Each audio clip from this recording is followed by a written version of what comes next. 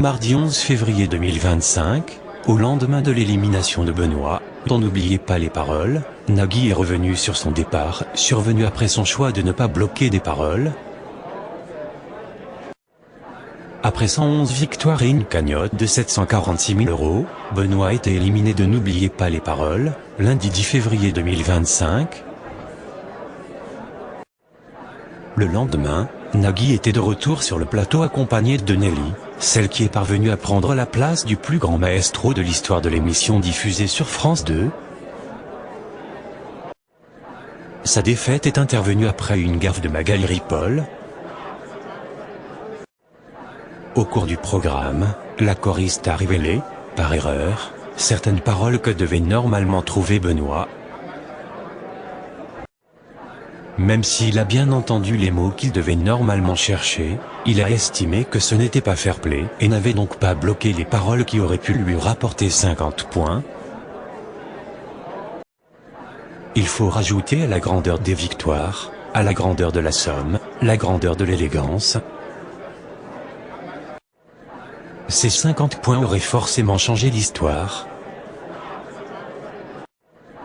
Mais vous ne vouliez pas gagner sur un malentendu, avait ainsi lancé le mari de Mélanie Page lors du départ du champion.